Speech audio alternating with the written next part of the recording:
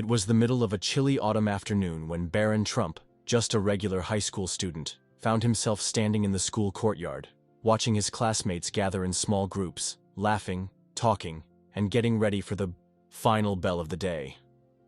From the outside, Barron might have appeared to blend in with the crowd.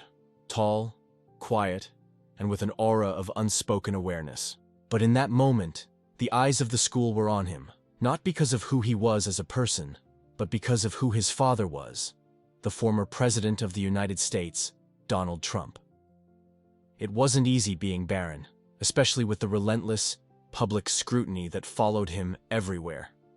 He'd grown accustomed to whispers in the hallways, headlines that twisted his every movement into something much larger than life. But today, it was different. There was a palpable tension in the air, something that had been building all week. A debate had been brewing among the students, fueled by one outspoken voice, a well-known liberal journalist who had taken it upon himself to turn Barron's life into a subject of mockery. The journalist, a sharp-tongued commentator who had no shortage of followers, had made waves in the media, making a pointed remark about Barron's public appearance at school. What started as a passing insult soon spiraled into something bigger, as the journalist's words were picked up by everyone, amplified on social media, and carried into the school halls like wildfire. The narrative that Barron was somehow just a reflection of his father's politics began to stick. And as much as Barron tried to ignore it, it was impossible to escape. The bell rang, signaling the end of the school day, but instead of the usual noise of students rushing to their buses or cars, there was a heavy silence. The air felt thick with anticipation. Barron's friends were nervous for him. He could feel their eyes, their whispered words. But he didn't let it show. What he didn't know yet was that this day was about to change everything. A voice cut through the noise, a voice that Barron knew well. It was the journalist standing in front of the school, making a public spectacle of himself, and Barron, despite everything, was determined to handle it on his own terms. The moment Barron stepped out of the school building, he felt the chill of the afternoon wind cut through his jacket. But it wasn't the weather that made his skin prickle. It was the unmistakable buzz of a crowd gathering in front of the school gates. At first, he couldn't quite place it. Was it just another group of students, eager to get their hands on the latest gossip? Or was something more ominous afoot? But then he saw him. Standing at the gates, microphone in hand, was Leo Whitaker, the journalist who had been spewing venom about Barron for the past week. Whitaker's tall frame towered over the crowd of students, his trademark smirk plastered across his face as he rattled off yet another one of his biting remarks for the cameras. His voice was loud, sharp, cutting through the chatter like a knife, and, "Here we have Barron Trump," Whitaker's voice boomed. "The living proof that no matter how much you try to hide behind the walls of a mansion, you can't escape the shadow of your father's mess." The crowd stirred, some in agreement, others unsure, but the tension was unmistakable. Barron froze for a moment, his heart skipping a beat. He had heard the whispers, he had seen the online posts, but this was different. This wasn't some anonymous insult thrown out into the ether of the internet. This was personal. This was a man standing there, inviting the whole world to mock him. His first instinct was to turn and walk away. After all, Barron had spent most of his life learning how to block out the noise. But as he glanced around, he saw the faces of his classmates, eyes wide with curiosity or disbelief. Some were filming the scene with their phones, eager to be the first to share whatever came next. Others were simply watching, waiting for a reaction. And that's when Barron realized this wasn't just about his father anymore. This wasn't just a fight for his family's reputation or even a battle for the truth. This was about his own identity, his own sense of self-worth. And if he didn't speak up now, if he didn't take a stand, he would be reduced to nothing, more than a punchline, a target for everyone's amusement. Behind him, Barron could hear the worried murmurs of his closest friends, Kayla and Ben. Kayla, who had always been there for him through thick and thin, was the first to speak up. Her voice was steady but filled with concern. "Barron, don't let him get to you. He's just looking for a reaction." Ben, ever the protector, stood by his side, fists clenched. "This guy's a joke. Don't let him ruin your day." But even Ben's usual confidence seemed shaken. as though the spotlight Barron found himself under was too much for anyone to deflect. But Barron, despite the gnawing fear in his stomach, felt something stir inside him, a determination he hadn't known he had. This was his moment. The crowd might not know who Barron Trump was as a person, but he knew who he was. And he was done being a passive spectator in his own life. With a slow, deliberate step, he turned back toward the gates, where Whitaker's smug expression awaited. Barron's voice rang out, steady and calm. "You want a story, Leo? I'll give you one, but it's not the one you're expecting." The crowd shifted, murmurs rippling through the gathered students, and for the first time in a long while, Barron felt like he might actually be in control of the narrative. Barron's words hung in the air for a moment, thick with defiance. But as the crowd fell into an expectant silence, his own confidence wavered just for a fraction of a second. The eyes of the students burned into him, and the cameras from Whitaker's team clicked like a countdown clock. For a split second, Barron wondered if he'd just made a huge mistake. Whitaker didn't flinch. Instead, he smiled that infuriating, polished smile. "Oh, I'm so glad you decided to step up, Barron," he said, his tone laced with condescension. "You see, the thing is, I didn't want to call you out. But your father—" He paused for dramatic effect, his voice growing louder, more mocking. "Your father, the former president, made such a spectacle of himself, and I'm sure you've been under a lot of pressure because of that. But it's okay. We understand. You're just a kid."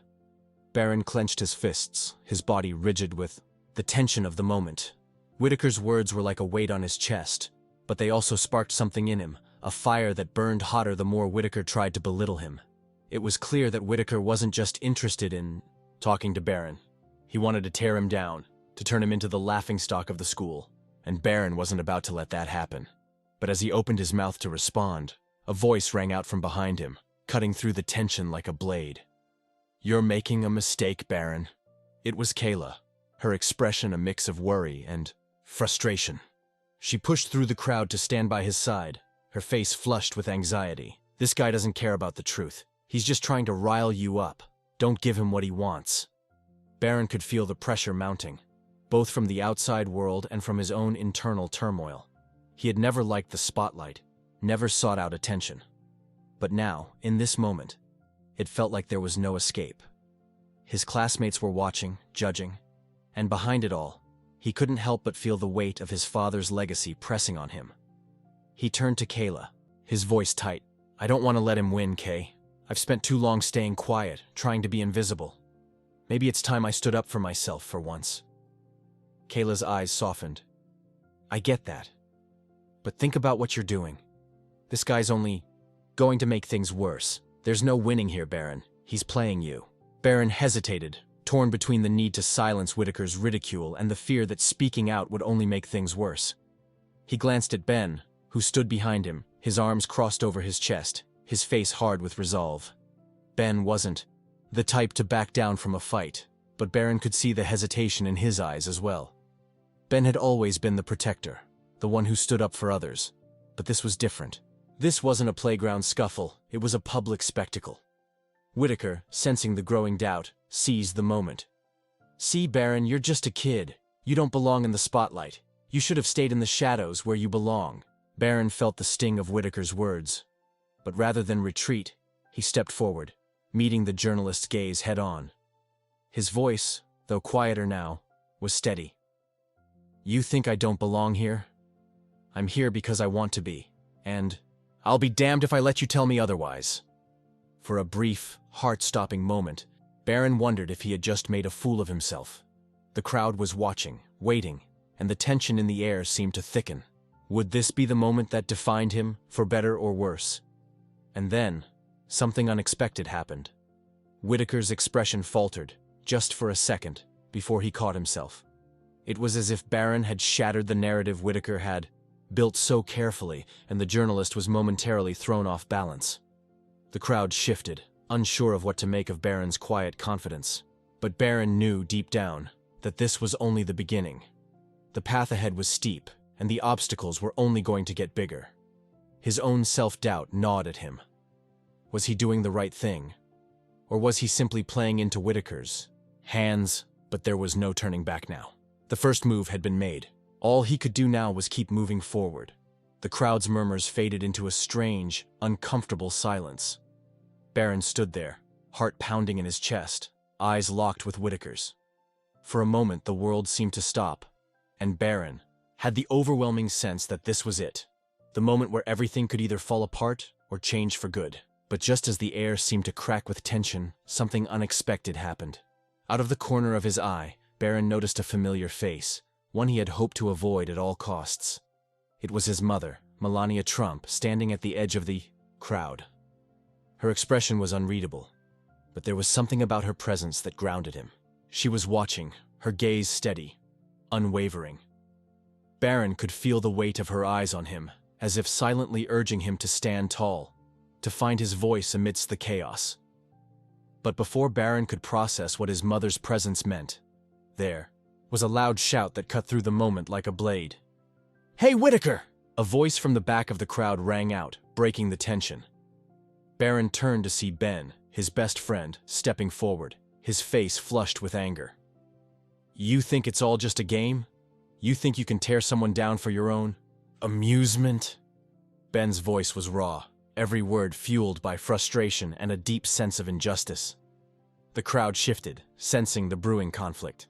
Whitaker raised an eyebrow, the glint of amusement still in his eyes. "Oh, here we go. Another one of Barron's little friends. What, are you here to fight his battles for him?" But Ben wasn't backing down. "No, I'm here because you don't get it. Barron's not some puppet for your pathetic political games. He's a person, and I'm not going to sit by while you keep twisting everything into a circus. You've crossed the line." Barron watched the exchange, his stomach churning. Ben's words were harsh, but they were true. He had been letting people like Whitaker dictate his narrative, allowing their words to shape his life. But in this moment, he realized something. He didn't need to play by their rules. He could redefine his story. He could take control. Just then, another twist of fate hit. A young girl from his class, Sophie, stepped forward. She wasn't anyone Barron had ever expected to speak up. Sophie had always been quiet, more of an observer than a participant in the school's social drama. But now, there she was, standing next to Ben, her voice shaking, but filled with resolve. "I think it's disgusting," she said, eyes wide with disbelief. "The way you're treating him. Barron has never done anything to deserve this. So why don't you just leave him alone?" The words hit Barron like a wave, and in that instant, everything shifted. Whitaker was no longer the uncontested power he'd been moments before. Barron realized that what he had perceived as an insurmountable obstacle, the public scrutiny, the pressure, the unrelenting media attention, was actually the very thing that could push him to something more. A fight wasn't something to fear. It was something to rise to. Whitaker faltered for a moment, his arrogant demeanor cracking ever so slightly. Barron could see the journalist trying to hold on to his facade, but the cracks were showing. The crowd was no longer just watching. They were participating, questioning, pushing back. For the first time, Barron wasn't alone.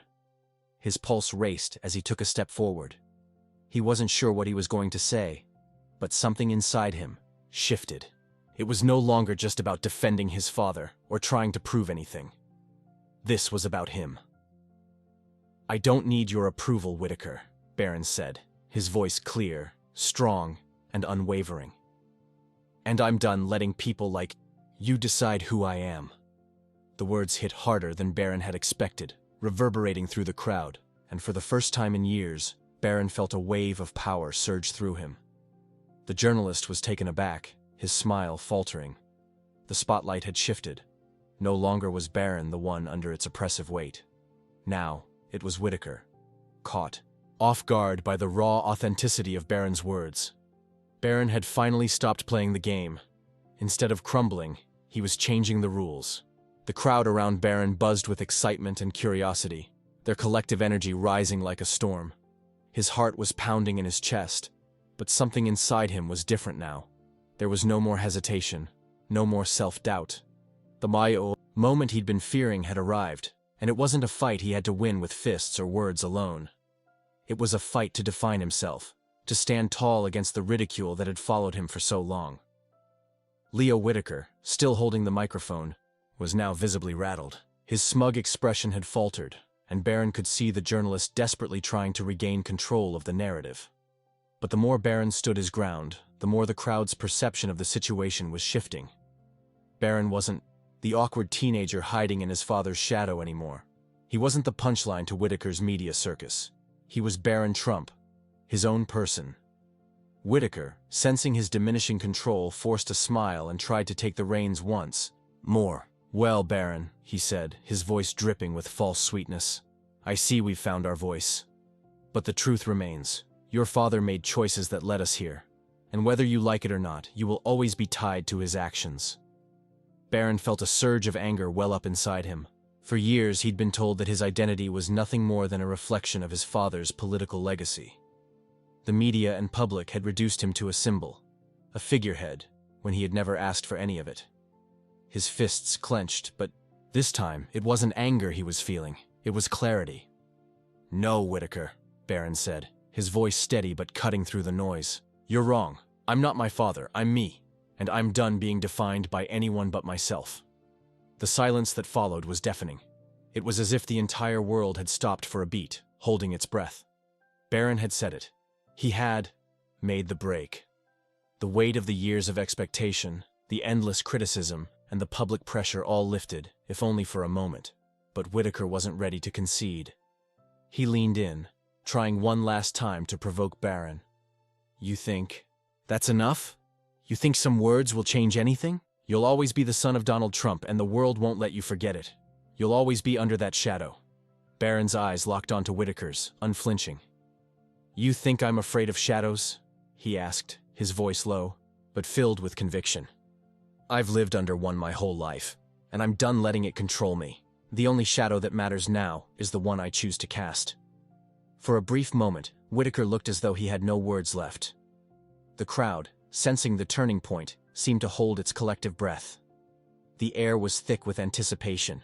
Barron had broken through the facade of intimidation, and in doing so, he had shattered the story that Whitaker had tried to create. Then, from the back of the crowd, came an unexpected sound. Applause. Slowly at first, then building into something stronger, more collective. One by one, students joined in, clapping, cheering, their voices growing louder. It was as if Barron's words had given them permission to break free from their own quiet restraints.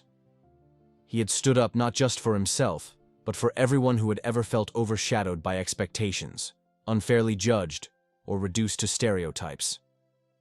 For the first time in Barron's life, the spotlight wasn't something he had to hide from. It was something he had earned, through his own voice, his own choices, and his own truth. And as the crowd roared, Barron felt it. The realization that he wasn't defined by anyone else's narrative. The only story that mattered was the one he was writing for himself. As the applause continued, Barron stood still for a moment, the weight of the moment sinking in. His chest heaved with every breath, but there was no fear now, only relief and the quiet pride of knowing that he had made a stand, not for anyone else, but for himself. The world around him felt different. The shadows that had once loomed so large seemed to shrink, powerless against the light he had found within himself. Leo Whitaker, clearly stunned by the unexpected shift in the crowd's energy, fumbled with his microphone. He opened his mouth as if to respond, but no words came out. The journalist had miscalculated. He had underestimated Barron, thinking him just another pawn in the political drama. But Barron wasn't playing anyone's game anymore.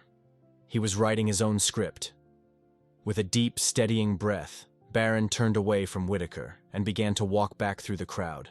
His friends, Kayla and Ben, were waiting for him, their faces filled with relief and pride. Kayla, who had always been his grounding force, was the first to speak, her voice filled with warmth. "You did it, Barron. You really did it." Ben, ever the loyal friend, clapped him on the back, grinning from ear to ear. "I knew you had it in you, man. You've got more guts than anyone here." Barron nodded but said nothing at first. The words felt unnecessary now, not because he didn't appreciate their support, but because something inside him had shifted. The doubts, the fears, the insecurities. He was leaving them all behind. The boy who had stepped into the courtyard earlier that day, hoping to remain unnoticed, had been replaced by someone stronger, someone who understood that his worth didn't come from the opinions of others, but from his own actions and choices. As he walked away from the scene, Barron glanced back at Whitaker one last time. The journalist was still standing at the gates, the microphone now hanging limply by his side, surrounded by a few reporters who were clearly unsure of how to proceed. Whitaker's smugness had evaporated, replaced by something Barron hadn't expected to see: vulnerability. For the first time in a long time, Whitaker didn't have the power. Barron had taken it back, not through confrontation, but through quiet, unshakable resolve. The journey had been long, too long, perhaps, but Barron knew one thing for certain now. He was no longer defined by his father's legacy, nor by anyone else's expectations. He was his own person, and whatever came next, he would face it on his own terms. As he reached his car, his mother, Melania, was waiting for him by the door, her face softened by a rare, knowing smile. "I'm proud of you," she said simply, her voice calm yet full of understanding. Barron felt a weight lift off his shoulders at the sound of those words. They weren't just a mother's praise. They were the words of someone who knew the pain of being judged, of being misunderstood. But in this moment, Barron had proven something not just to the world, but to himself. He smiled back, his gaze steady as he met her eyes. "Thanks, Mom. I think I'm finally starting to understand who I am." And as he got into the car, the echoes of the crowd's cheers faded into the distance, but the clarity of that moment remained with him.